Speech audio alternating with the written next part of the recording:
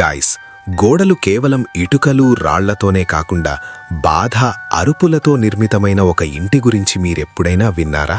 అలాంటి ఇల్లే మన దేశంలోని కోల్కతాలో ఉంది. దాన్ని పుతుల్బారి, ఆ బొమ్మల ఇల్లు అని పిలుస్తారు. ఎన్నో ఏళ్ల క్రితం ఇక్కడ జరిగిన ఒక సంఘటన ఆ భవనం రూపురేఖలనే మార్చేసింది. ఆ తర్వాత ఈ ప్రదేశం శిథిలావస్థకు చేరుకుంది. కొద్ది కాలానికే ఈ ప్రదేశం భయానక సంఘటనలకు నిలయంగా మారిపోయింది. కోల్కతాకు కేవలం పర్యటన కోసమొచ్చిన కేరళకు చెందిన జంట అర్జున్ మరియు దేవికల కథ కూడా వీటిలో ఒకటి. కానీ వాళ్లు తమతో పాటు ఒక భయానక కథను తమ ఇంటికి తీసుకెళ్లారు. గాయ్స్, ఈ కథ ఎంత భయానకంగా ఉంటుందంటే ఇది విన్న తర్వాత మీరే ఈ ప్రాంతానికి దూరంగా ఉంటారు.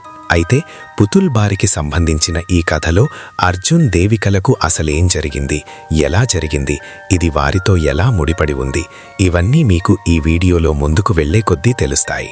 ఈ వీడియోను ప్రారంభించే ముందు ఇలాంటి మరిన్ని హారర్ మరియు మిస్టీరియస్ వీడియోలను చూడటానికి ఈ ఛానల్ను సబ్స్క్రైబ్ చేసుకోండి.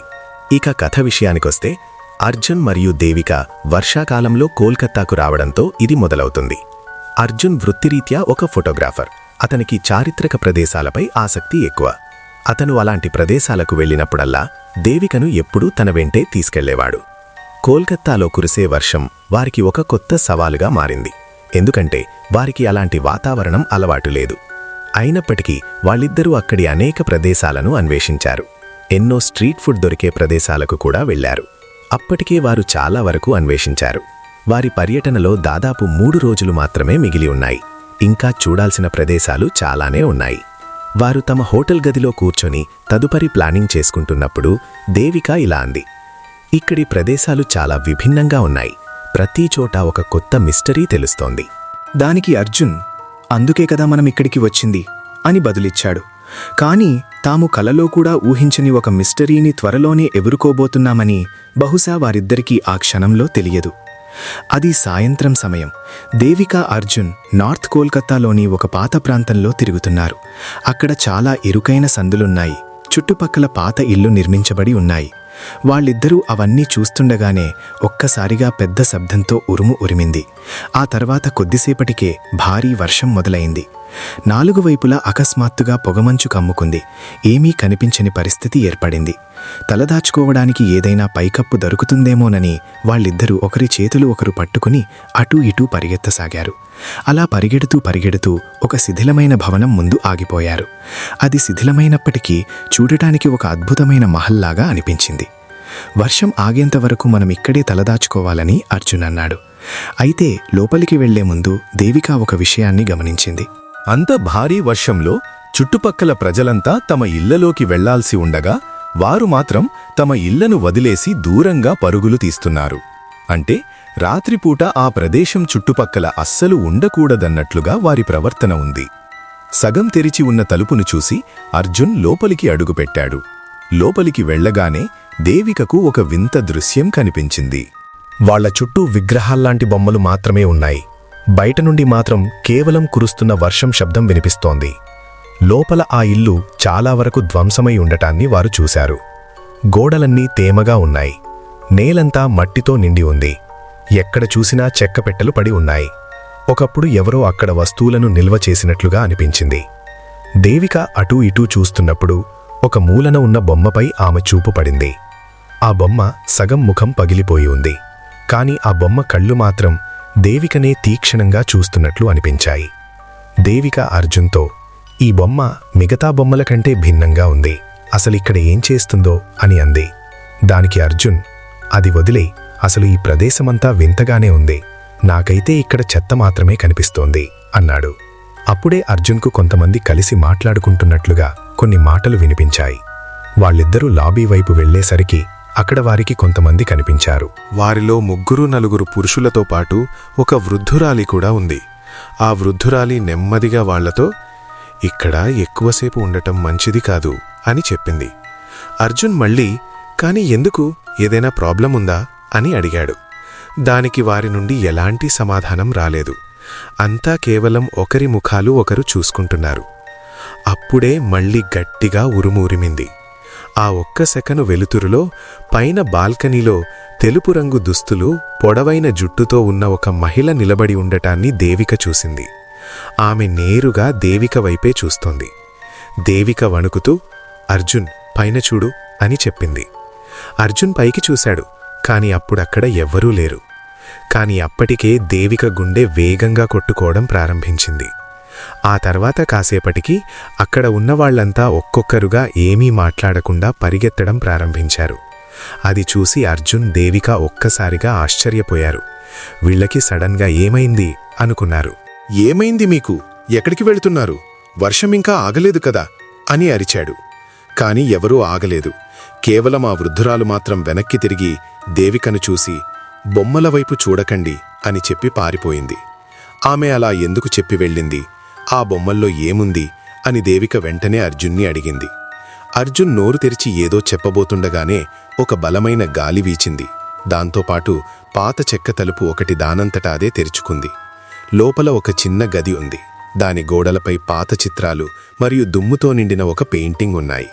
ఆ పెయింటింగ్లో ఒక చిన్న పాప చేతిలో బొమ్మను పట్టుకుని నవ్వుతూ ఉన్న చిత్రముంది. దేవికను ఎవరో ఆ పెయింటింగ్ వైపు లాగుతున్నట్లుగా ఆమె నెమ్మదిగా ఆ చిత్రం దగ్గరకు వెళ్లసాగింది. ఆమె ఆ చిత్రం దగ్గరకు వెళ్లగానే ఒక గొంతు వినిపించింది. "ఈరోజు ఇది ఒక శిథిలం, కాని ఒకప్పుడు ఇది కూడా ఒక ఇల్లు." ఇది వినగానే దేవిక తల చాలా భారంగా అనిపించింది. అకస్మాత్తుగా ఈ ఇంటి గతం గురించి ఎవరో తనకి చెబుతున్నట్లు ఆమెకు అనిపించింది. ఎన్నో ఏళ్ల క్రితం కోల్కతాను కలకత్తా అని పిలిచే కాలంలో ఈ ప్రదేశం ఒక సంపన్న బెంగాలీ బాబూ మహల్ అని ఆమెకు తెలిసింది. కింది భాగంలో వస్తువులు ఉంచేవారు, పై భాగంలో అతను తన సొంత ప్రపంచాన్ని సృష్టించుకున్నాడు. అతనికి ఒక కూతురుండేది. ఆమెకు బొమ్మలంటే చాలా ఇష్టం. ఆ ఇష్టం ఎంతంటే ఆమె కోసం ఇల్లంతా బొమ్మలతో అలంకరించారు. ప్రతి గోడ, బాల్కనీ, ప్రతి మూలలో నవ్వుతున్న ముఖాలే కనిపించేవి.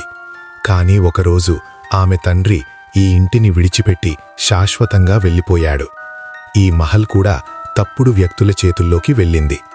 ఇది తెలుసుకుని దేవిక వణకడం మొదలుపెట్టింది. అర్జున్ ఇది చూసి వెంటనే ఆమెను పిలవడం ప్రారంభించాడు. కాని దేవిక నుండి ఎలాంటి సమాధానం రాలేదు. అప్పుడు దేవికకు మరొక దృశ్యం కనిపించింది. ఈ ప్రదేశానికి చాలామంది అమ్మాయిలను తీసుకొచ్చి వారిపై దారుణాలకు పాల్పడేవారు. వాళ్ళ ఆర్తనాదాలు ఈ గోడల మధ్య బందీ అయ్యాయి. వారిని దారుణంగా చంపేసేవారు. వాళ్ళ ఆత్మలు కూడా ఇక్కడే బందీ అయిపోయాయి. ప్రతి రాత్రి ఇక్కడ నాట్యాలు జరిగేవి. వీటన్నింటినీ ఈ బొమ్మలు చూస్తూ ఉండేవి. దేవిక ఒక్కసారిగా స్పృహలోకి వచ్చింది. ఆమె శ్వాస వేగంగా తీసుకుంటోంది. ఆమె అర్జున్ దగ్గరకు వెళ్ళి, "ఇది సాధారణ ఇల్లు కాదు, ఇక్కడ చాలామందిని చంపేశారు" అని చెప్పింది. ఇదంతా విని దేవికను చూసిన అర్జున్ తీవ్ర భయాందోళనకు గురయ్యాడు. "ఇక చాలు, మనం ఇప్పుడే ఇక్కడ్నుండి వెళ్ళిపోతున్నాం" అని అన్నాడు. వాళ్ళిద్దరూ అక్కడ్నుండి బయలుదేరబోతుండగా అకస్మాత్తుగా వారికి ఎవరో అడుగులు వేస్తున్న శబ్దం వినిపించింది. ఎవరో మువ్వలు, పట్టీలు పెట్టుకుని వారి దగ్గరకు వస్తున్నట్లుగా అనిపించింది. అర్జున్ గట్టిగా "ఎవరక్కడా?" అని అడిగాడు. కాని సమాధానంగా మళ్లీ మువ్వల శబ్దం మాత్రమే వినిపించింది. వారు అక్కడ్నుండి వెళ్లడానికి ప్రయత్నించారు. కాని మళ్లీ దేవికకు మెట్లపై అదే తెల్లని దుస్తులు ధరించిన మహిళ కనిపించింది. వాళ్ళిద్దరూ అక్కడే ఆగిపోయారు. దేవిక ఆమె నియంత్రణలోకి వెళ్ళిపోయినట్లుగా కేవలం ఆమె వైపే చూస్తూ ఉండిపోయింది. ఈసారి ఆ మహిళ అర్జున్కు కూడా కనిపించింది. అది మనిషి కాదని, మరేదో శక్తి అని అతను వెంటనే అర్థం చేసుకున్నాడు. అతను దేవిక చెయ్యి పట్టుకుని "పద, ఇక్కడ్నుండి వెళ్దాం" అన్నాడు. అకస్మాత్తుగా నడుస్తూ నడుస్తూ దేవిక "లేదు, నేనిక్కడ్నుండి వెళ్ళను" అని అంది. దేవిక నెమ్మదిగా తిరిగి చిరునవ్వు నవ్వింది. కాని ఆ చిరునవ్వు దేవికది అస్సలు కాదు. ఆమె మళ్లీ నెమ్మదిగా అర్జున్తో "నేను ఇక్కడ నుండి వెళ్ళను" అని చెప్పింది. అర్జున్ ఆమెను పట్టుకుని "దేవిక, నీకేమైంది? దయచేసి అలా చెయ్యకు" అన్నాడు. దేవిక అర్జున్ కళ్లలోకి చూస్తూ "ఎన్ని సంవత్సరాల తర్వాత ఎవరైనా ఇక్కడికి వచ్చారు" అని అంది. చుట్టుపక్కల ఉన్న బొమ్మలన్నీ వారినే చూస్తున్నాయి. అర్జున్ ధైర్యం తెచ్చుకుని దేవిక చేతిని గట్టిగా పట్టుకుని "దేవిక, ఇది నువ్వు కాదు, నువ్వు నాతో ఉన్నావు" అని గట్టిగా అరిచాడు. దేవిక ఆగిపోయింది. ఆమె కళ్లలో కన్నీళ్లున్నాయి. ఒక్క క్షణం ఆమె సాధారణ స్థితిలో ఉన్నట్లు కనిపించింది. "అర్జున్, నన్ను రక్షించు" అని నెమ్మదిగా అంది. కాని వెంటనే ఆమె ముఖం మళ్లీ మారిపోయింది. "ఈమె నాది" అని వెనక నుండి ఒక గొంతు వినిపించింది. ఇప్పుడు ఆ తెల్లని దుస్తులు వేసుకున్న మహిళ మెట్లు దిగి కిందకి వచ్చింది. ఇదంతా ఆ బొమ్మతోనే ముడిపడి ఉండవచ్చని, దేవికను రక్షించాలంటే ఆ బొమ్మను కాల్చేయాలని అర్జున్కి అర్థమైంది. అతను వెంటనే తన లైటర్ తీసి ఆ బొమ్మపై విసిరాడు. ఆ బొమ్మ కాలిపోతున్న కొద్దీ ఆ మహిళ ఆత్మ కూడా విలవిలలాడసాగింది. ఆ ఆత్మ ఆ బొమ్మతోనే ముడిపడి ఉంది. ఆ బొమ్మ పూర్తిగా కాలిపోగానే దేవిక వెంటనే స్పృహ తప్పి పడిపోయింది. అర్జున్ వేగంగా ఆమెను పైకెత్తి అక్కడి నుంచి బయటకు తీసుకువచ్చాడు. మరుసటి రోజు దేవిక కాస్త షాక్లో ఉన్నట్లు కనిపించింది. ఆమె పూర్తిగా నిశ్శబ్దంగా ఉంది. అర్జున్ ఆమెకు నచ్చజెప్పాడు. దేవిక, నిన్న రాత్రి జరిగినదంతా మనం మర్చిపోవాలి. నాకైతే మనం ఈ నగరంలో కూడా ఉండకూడదనిపిస్తోంది. ఇక్కడ నుంచి వెళ్ళిపోదాం. దానికి దేవిక, అర్జున్, బహుశా అక్కడ నువ్వు నన్ను మాత్రమే చూసి ఉంటావు. కాని నేనక్కడ చనిపోయిన చాలామంది మహిళలను చూడగలిగాను.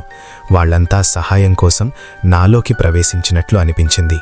నువ్వు గనక ఆ బొమ్మను కాల్చకపోయి ఉంటే ఈరోజు నేను కూడా వారిలో ఒకరిగా మిగిలిపోయేదాన్ని అని చెప్పింది. ఆ రాత్రి తర్వాత దేవిక, అర్జున్ కోల్కతా నుండి వెళ్ళిపోయారు. ఆ తర్వాత వాళ్ళు ఎప్పుడూ ఆ ప్రదేశం పేరు కూడా ఎత్తలేదు.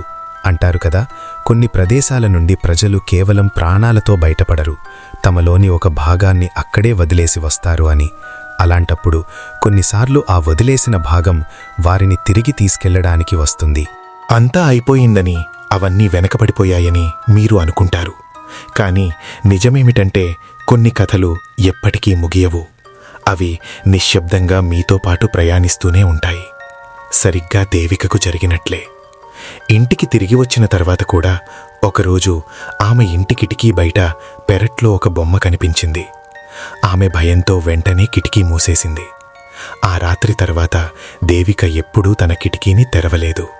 ఎందుకంటే బయట ఉన్నది లోపలికి రావడానికి ఎదురు చూస్తోందని ఆమెకు ఇప్పుడు తెలుసు. నేను నా తదుపరి హారర్ స్టోరీతో మిమ్మల్ని కలుస్తాను. ధన్యవాదాలు.